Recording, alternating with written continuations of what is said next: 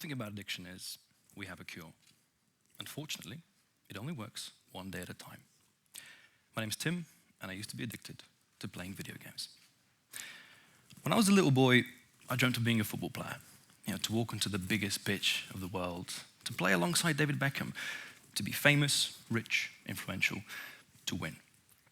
But alas, I wasn't even the best in my class, let alone the school, the city, the country, the continent, or the whole wild world. What does a young kid do when everything in his life is just average? Average at school, average at life, average with women. You start to look for a way out. And I found mine, just like so many other boys, in video games. Now, based on a research done by the National Health Institute, it's estimated that 90% of children above the age of 2 spend 1.5 to 2 hours a day playing video games. Now, those numbers might not sound too alarming, but I think they're only going to rise. So what did I do? What can you do? Well, you find a favorite video game and you commit on a level of a professional athlete. We're talking 8 to 12 hours a day, every night. You sacrifice your sleep, you sacrifice your friends, you sacrifice your social circle. And for me, it was like a revelation. Suddenly I was the best in the class. I got very good at it, too good in fact. This was like my own ticket from Willy Wonka, except that it wouldn't be chocolate that I'd be biting into. The worst part about addiction is that most of us don't know that we are addicted. A research done in 2020 by the NHL estimates that 22.3% of people in the world are smokers, which means that for every 5 of you sitting here, 1 of you is already starting to get that all-desired nicotine buzz. Now, humans have 2 types of addiction curing, 2 ways which we try to find a solution. The first one is very simple, cold turkey. You just stop. Easy, right? Well, in theory, and in the words of Robert J. Oppenheimer, theory will only take you so far. So we have a different way. Humans are cunning creatures, so we devised the method of just reducing the intake, gradually, less and less, until the trigger no longer has an effect. So I'm not going to smoke an entire pack of cigarettes, I'll just have half. Progress, right? At this point in the speech, I probably should ask the question, what even is an addiction? Because to me, it sounds like a different word that we use all too often. A habit. Habit, addiction, habit. What's the difference? I asked myself this question a couple of months ago, and I ended up scrolling on the internet, as one does. And I found a forum thread with a comment buried deep below. It said, a habit is something you do when you have free time. An addiction is something you have free time to do. I want to tell you a story about my friend. Now, I've known him for 10, 12 years, and the entire time, he's been smoking.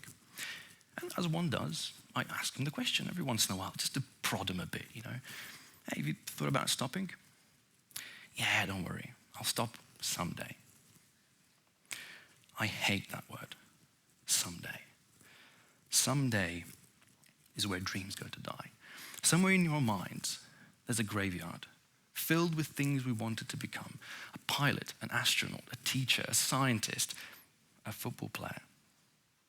Laid one gravestone next to another, all of those aspirations, all those dreams, lying in silence. But this friend, he called me up one day and he said, Tim, listen, I figured it out. I know how I'm going to cure my addiction. I'm going to buy a really expensive road bike, and then I'm going to ride it, and I'm going to be short of breath. So in order to ride it more, I'm going to have to stop smoking. Now, I'm listening to this and I'm thinking, on one hand, that's a really good idea, because it's simple, because it should work, but it's a little bit crazy.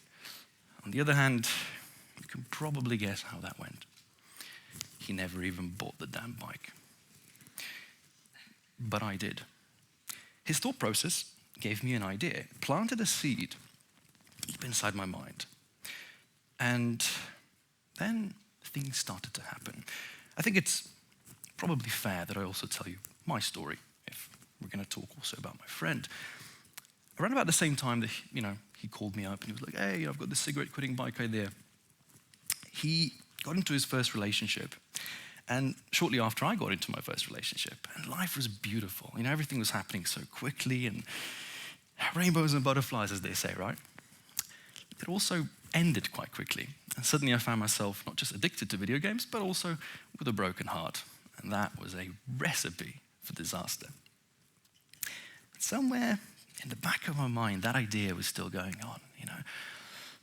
You're a loser. You have nothing to show for yourself. You don't have a girlfriend. You haven't finished school. You're nothing. You're just average. And in the midst of this is, of course, to make things even worse, 2020, as we know, the COVID pandemic. And all of us had something in common during that time. Time. Too much of it, in fact. And what do we do when we have time? We start to think. Horrible thing to do when you're having bad thoughts. So sulking in my old sadness, feeling depressed and, yabba yabba. I was like, I have to find a way out. Again, video games weren't going to do it. And I kept looking over at that bike, thinking, what if this thing could help me out?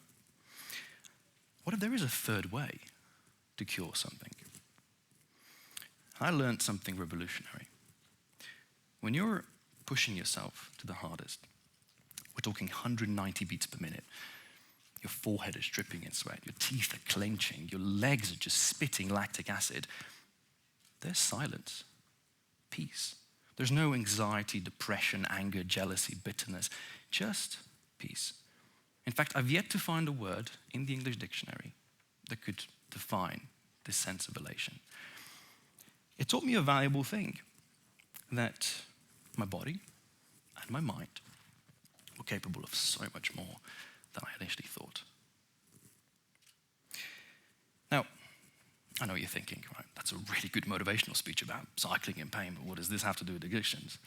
Well, remember when I said that being an addict means that you're not really aware that you're addicted?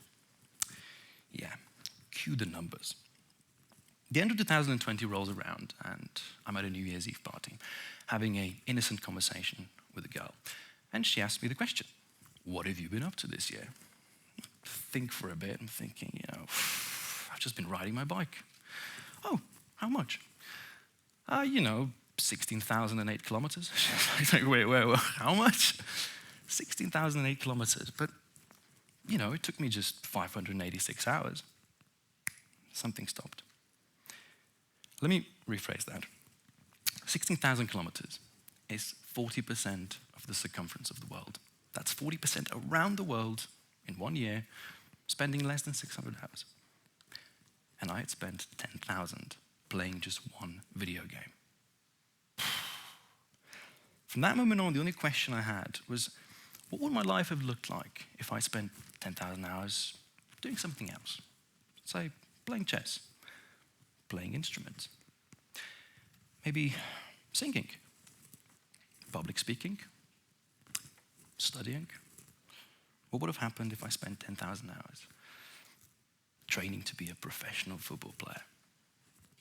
One grave less in my mind, perhaps? Alas, this event is titled Open Secrets. I've revealed a couple, but I've left one fundamental one intact. I wasn't just playing video games. I did something 10 years ago that required a little bit of courage. It's something that a few of you perhaps are thinking about doing. Perhaps it's something you already have done. When you play video games, you also watch other people play video games.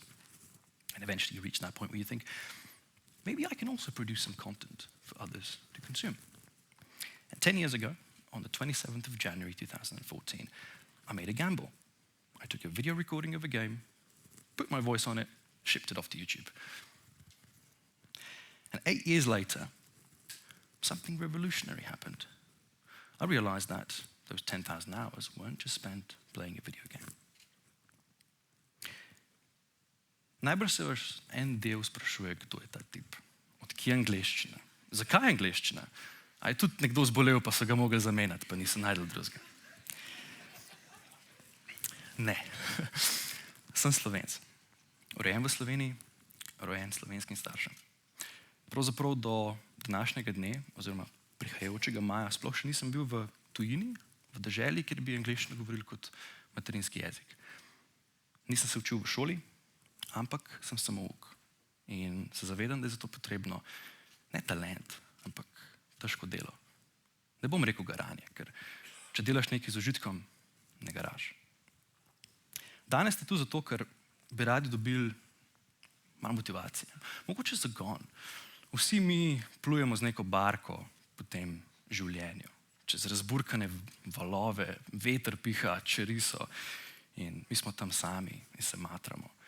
Ampak nekje na nebu, pa res, hotel sem reči na začetku govora, sem razmišljal, kako bi bilo fajn, da bi lahko rekel, boste prišli pol ven, pa boste pogledali nebo, pa bo tam tista zvezda, ampak mislim, da bo treba bolj smučke popraviti, ne. Jaz res upam, da boste z današnjim dnem dobili tisti, kako bi rekel, nežen potisk, ki ga včasih potrebujemo, da se spustimo v neki. Bodisi je to kariera nogometaša, bodisi je to prvi video, ki ga boste dali na YouTube, ne bo to tisti motivacijski puš, ki ga potrebujete. Ker verjamem, da ste vsi, vi in mi sposobni bistveno več, kot si dejansko verjamemo.